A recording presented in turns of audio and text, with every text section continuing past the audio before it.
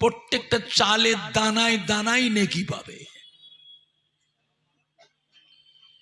মেহমানদের পিসাব পায়খানা যে 40 টাকালি পায়খানা করে দিলাম, উজুর পানি খাবার পানির জন্য 8 টাকালি সাম্বাল সার্ভার মোটর 8টা বসিয়ে দিলাম, যাতে মেহমানদের পানির অসুবিধে না হয়।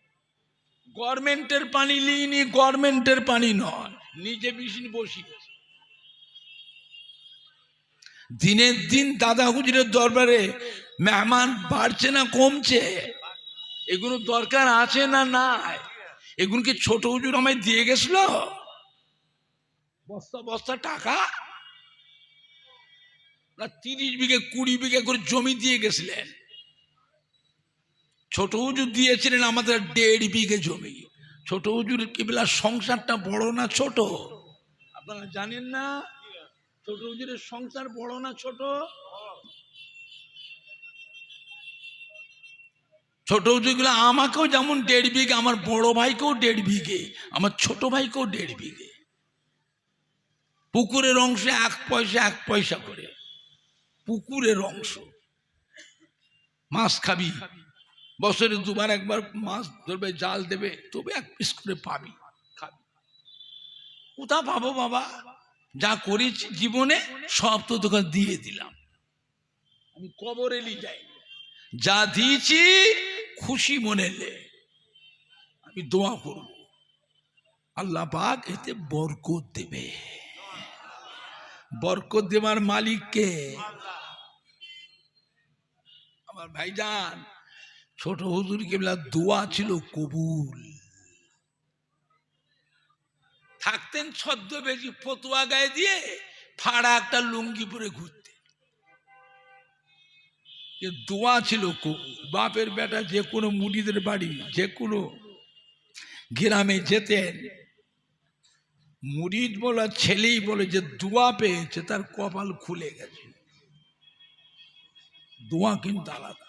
আর তাকদীর ও লা ইয়ারাদ, তাকদীরে যেটা আছে সেটা হবেই।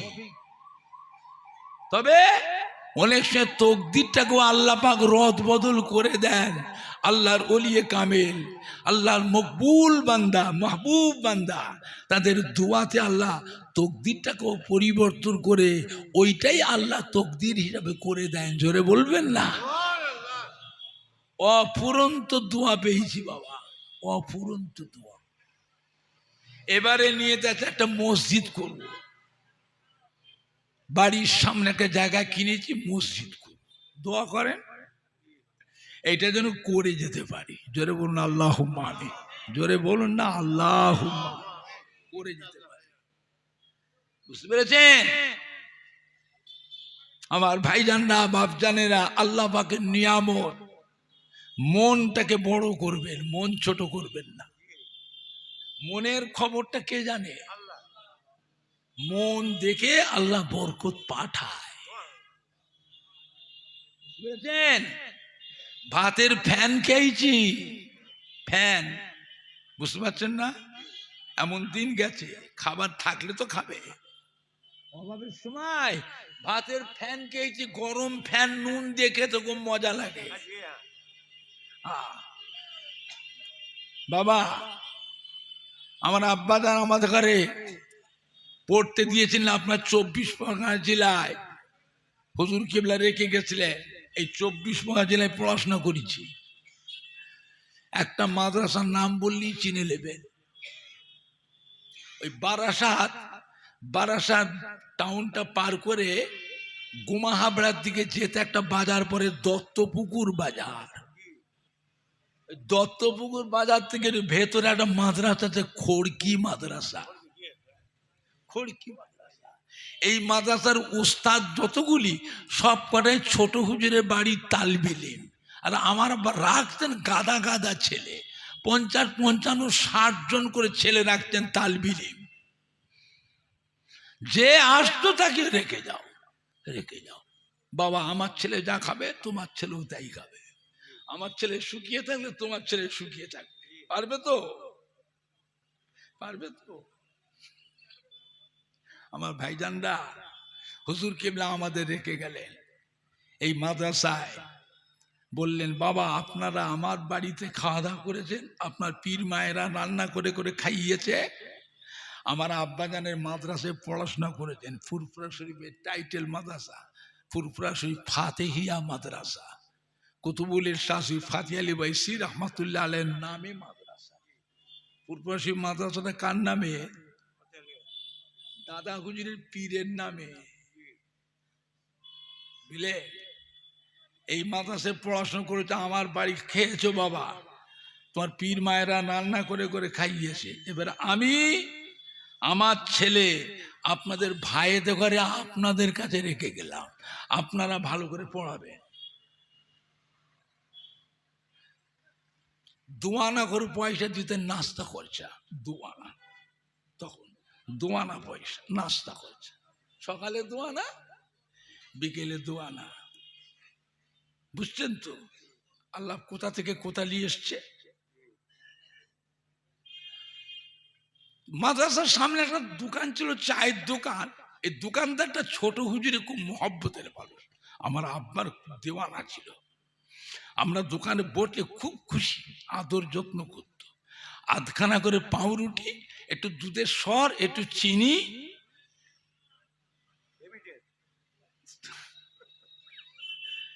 আর গরম পানি গ্লাসে 4 চামচ 5 চামচ করে দুধ দিয়ে একটু চিনি দিয়ে গুলে দুধ পানি, দোয়ানা পয়সা। বুঝলেন না আমার ভাইজানরা, বাপজানেরা, যুবকেরা, আল্লাহ পাকের নিয়ামত, অফুরন্ত দোয়া পেয়েছি, বুঝলে? 12 মাস আমার বাড়িতে মেহমানদারি করি।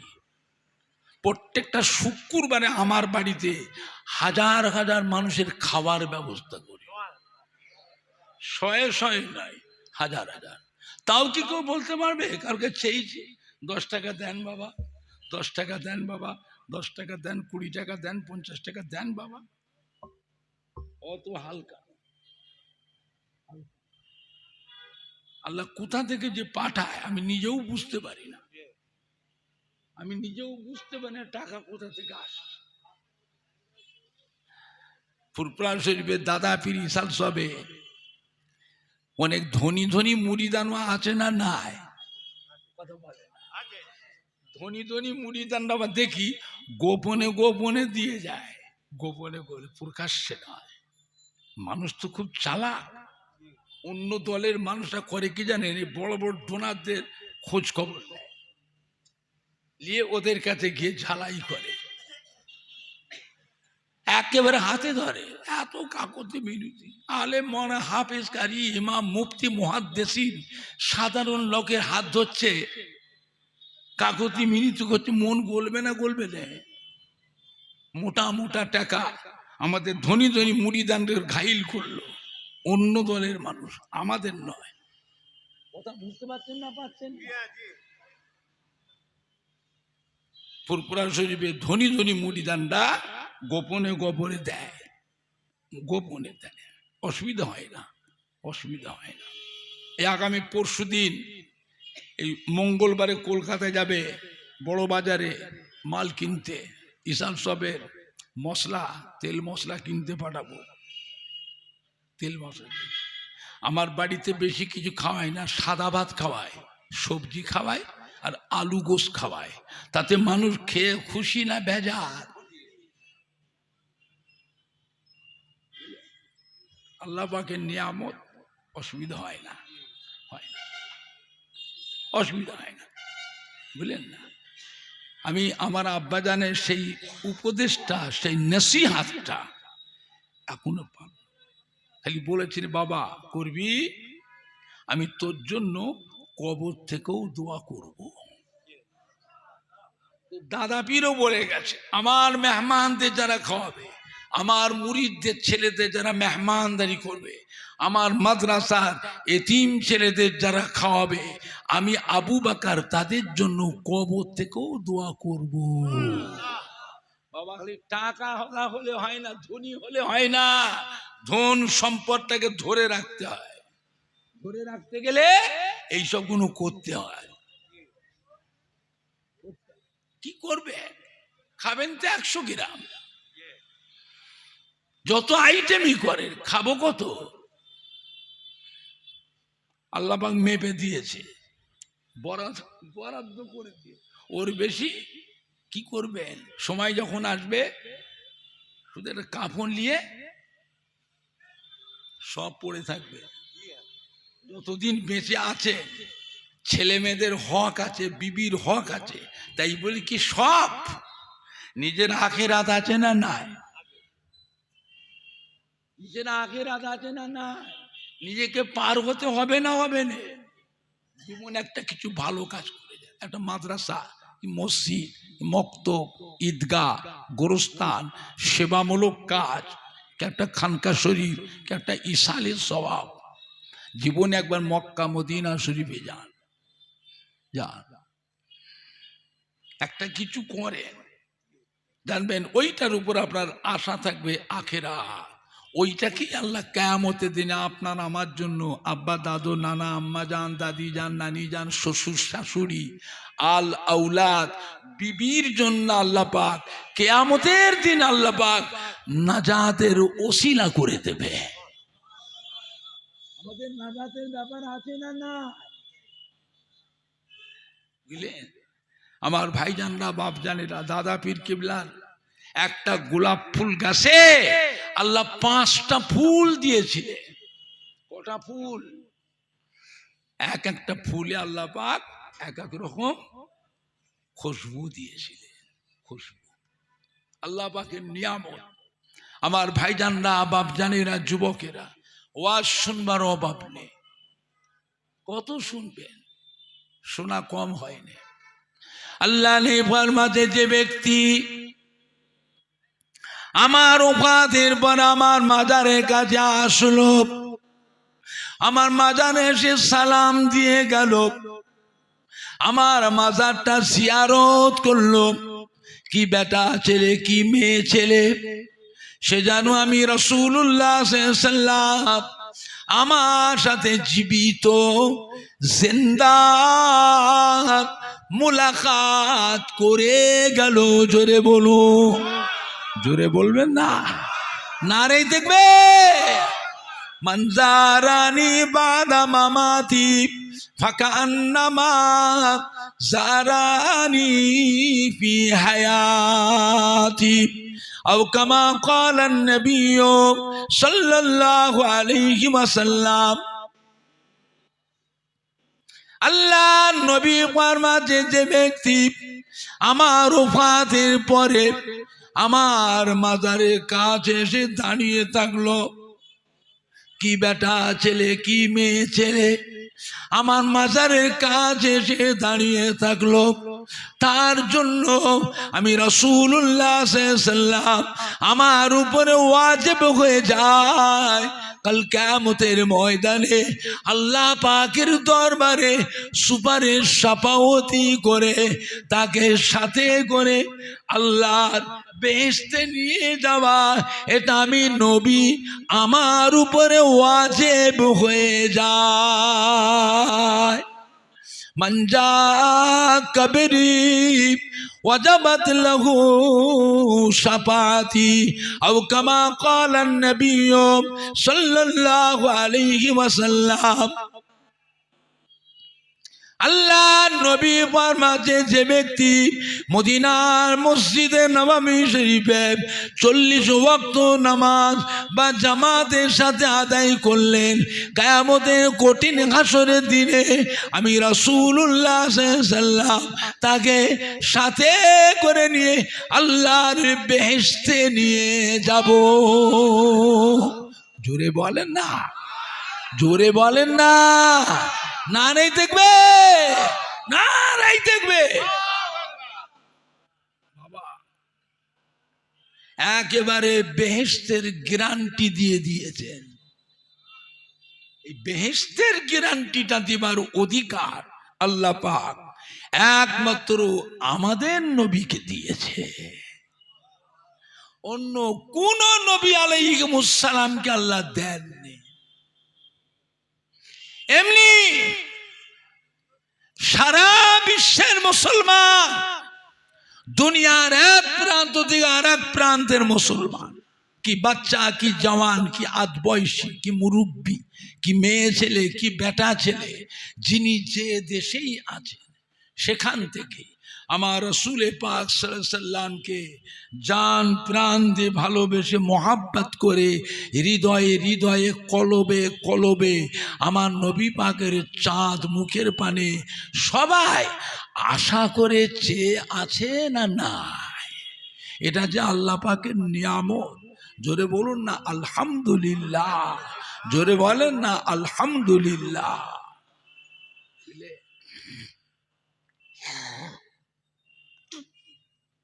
আমার ভাইজানরা, বাপজানেরা, যুবকেরা, ওয়াজ শুনবার অভাব নেই। কত ওয়াজ শুনবে, ওয়াজ কম হয়নি, ওয়াজ আল্লাহর রহমতে খুব হচ্ছে। হলে কি হবে, মানুষ যেন আস্তে আস্তে কিরকম হয়ে যাচ্ছে।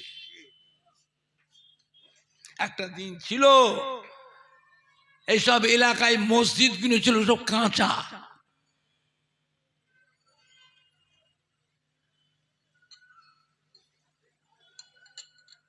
তাল পাতা দিয়ে, খাজুর পাতা দিয়ে, খড় দিয়ে, বিচুলি দিয়ে সব ছাওয়া,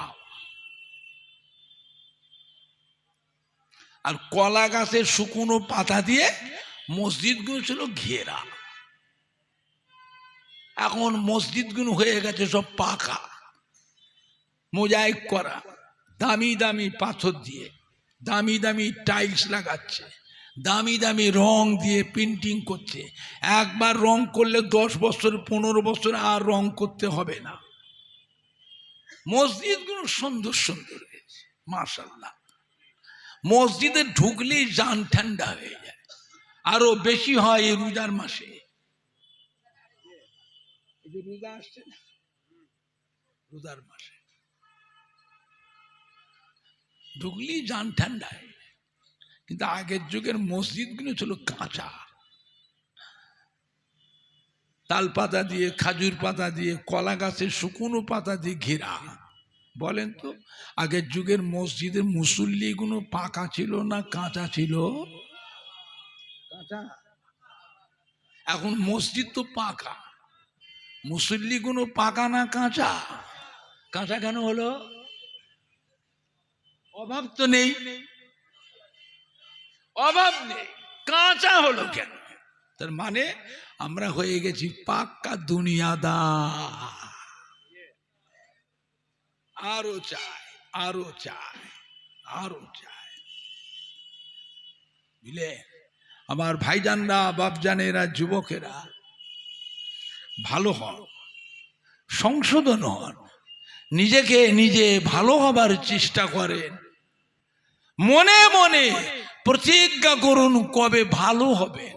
ওয়াজ শোনার অভাব নেই, এত ওয়াজ তো শুনছে। নামাজের সময় মসজিদে গিয়ে দেখবেন সে 1 কাতার, কোন মসজিদে 1.5 কাতার।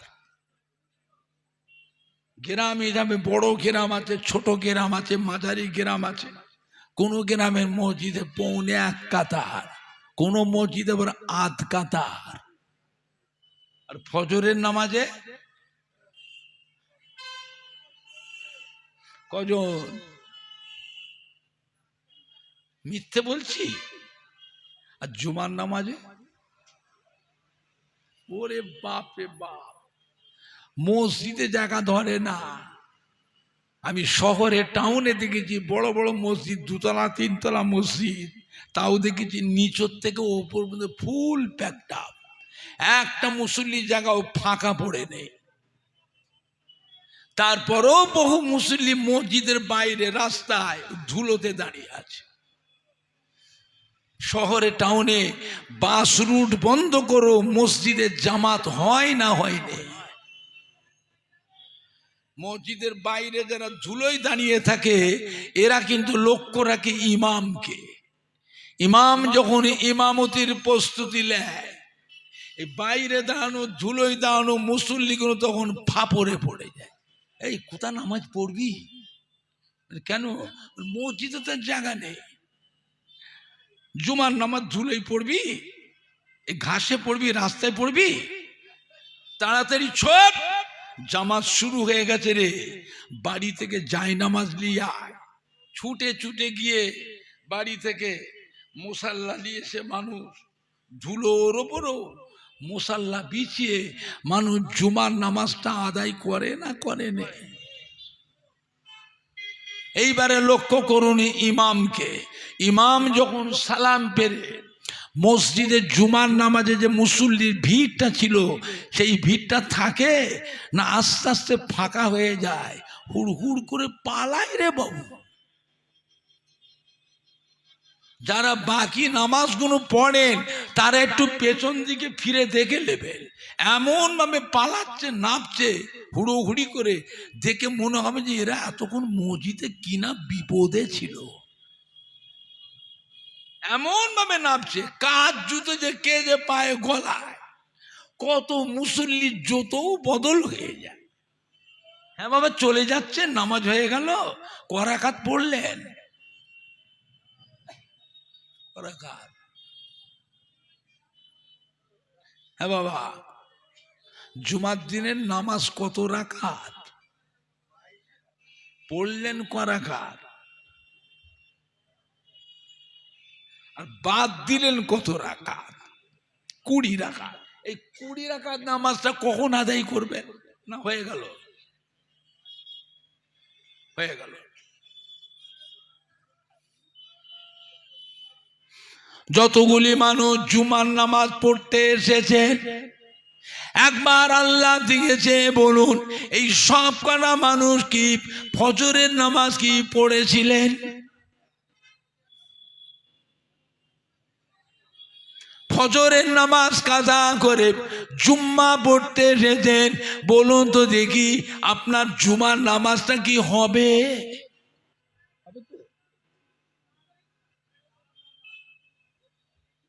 বসিরহাটের আল্লামা হযরতে মাওলানা রুহুল আমিন রাহমাতুল্লাহ আলাইহি ফুরফুরা শরীফের দাদা পীর কিবলার প্রধান খলিফা ফতোয়ার কিতাবে লিখেছেন, জুমার দিনে কেউ যদি ফজরে নামাজ কাজা করে জুম্মা পড়তে আসেন, এদের জুমার নামাজ হবে না, হবে না, হবে না।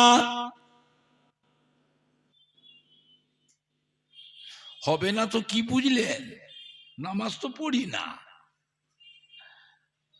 সপ্তাহে একদিন পড়তে দিচ্ছি, সেটাও যদি বলে হবে না, তো কিয়ামতের দিনে এই কটা মানুষ আখিরি জামানার পয়গম্বরের উম্মত কিয়ামতের দিনে কি দেখবে? এই কটা মানুষ আখিরি জামানার পয়গম্বরের উম্মত, এরা জীবনেও কোনোদিন এক ওয়াক্ত নামাজও পড়ে না।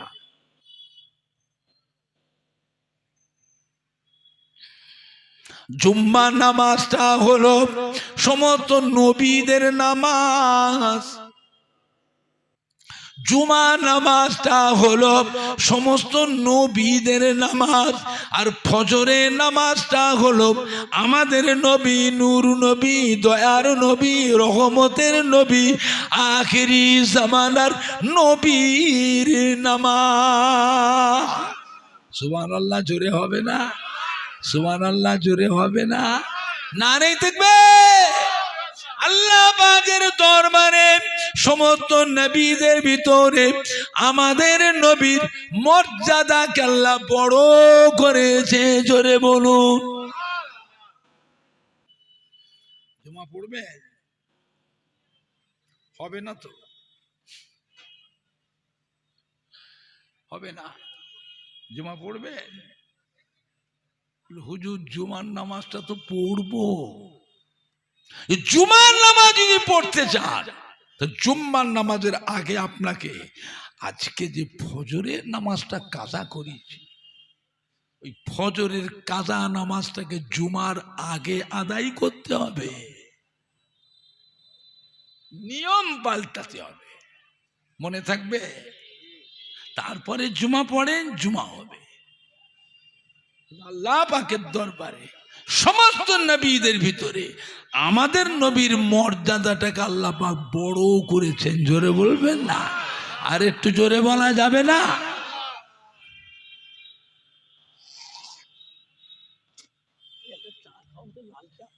মিষ্টি ছাড়া, মিষ্টি ছাড়া। আমার ভাইজানরা, বাপজানেরা, যুবকেরা, আমার কথায় রাগ হচ্ছে? আমি কি আপনাদের শত্রু? ভুল মানুষের হয় না, হয়নি, তার সংশোধন আছে না না। ভুল মানুষের হয় না, হয়নি, মাফ করবার মালিককে? দুনিয়ায় না কবরে? কবরে। তাহলে ফিরে এসো, সংশোধন হ, পরিবর্তন হ, ভালো হ। ওয়াজ শোনার অভাব নেই, কত ওয়াজ শুনবে। এখন আবার দেখছি কত ভেজাল, ভেজাল। মোবাইলের ওয়াজ শুনবেন না, ইউটিউবের ওয়াজ শুনবেন না, বুঝলেন? ইউটিউবের ওয়াজ যে শুনছেন, যার ওয়াজটা শুনছেন, ওই বক্তার সম্বন্ধে আপনার জানা আছে ওটা আহলে সুন্নাতুল জামাতের কিনা?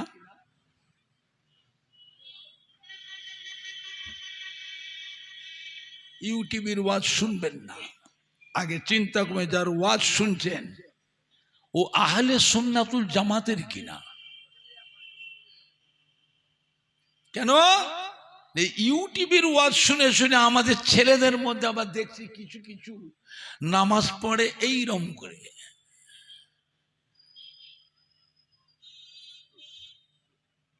কি অবস্থা, কি পব্য দেখো খালি। আবার নামাজ পড়তে পড়তে এমন এমন করছে, আর পা দুটোকে দেখবেন ফাঁক করে দাঁড়ায়, মানে দুটো মুসল্লি জায়গায় একজন করে নেয়। আবার ও পাশে যে দাঁড়ায় তার পায়ের সঙ্গে পা ঠেকিয়ে দেয়, ও যে পা সরিয়ে নেয় আবার পা ঠেকায়। জামাতে যদি নামাজ পড়ে, ইমাম সাহেব সূরা ফাতিহার বলা দাল্লিন যখন বলে, ও পেছন থেকে আওয়াজ দেয় আমিন। হ্যাঁ বাবা, আমরাও তো জামাতে নামাজ পড়ি। ইমাম সাহেব ওয়ালা দাল্লিন যখন বলে, আমিনটা আমরা মনে মনে বলি না চিল্লে চিল্লে বলি? ও যে চিল্লে বললো, তাহলে আপনাকে বুঝতে, ওটা আলাদা দল, আমাদের নয়। না হুজুর, খড়িবেড়েরই মানুষ হুজুর, রাজারহাটের মানুষ, স্টেশনের আশপাশেরই মানুষ। থামেন,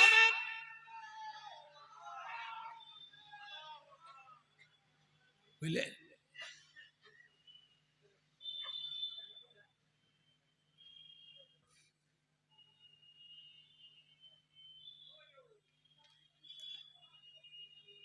খড়িবেড়ের মানুষ তো কি হয়েছে, রাজারহাটের মানুষ তো কি হয়েছে?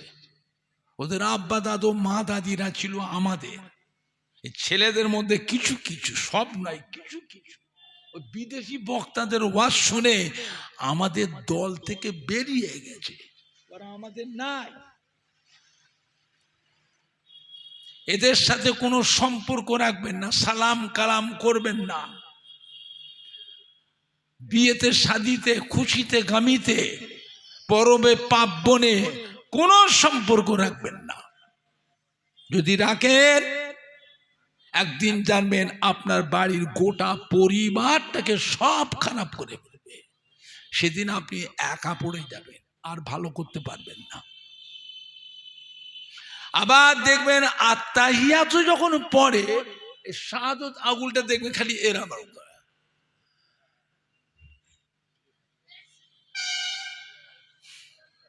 বুঝতে পারছেন না?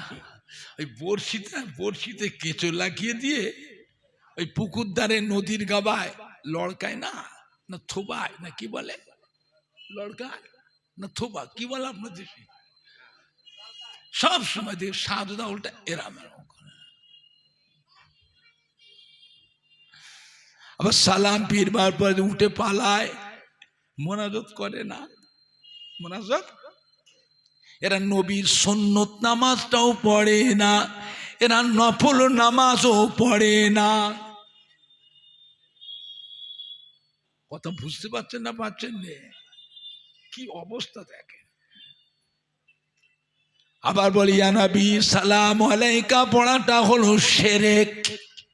লা ইলাহা ইল্লাল্লাহ মুহাম্মাদুর রাসূলুল্লাহ এক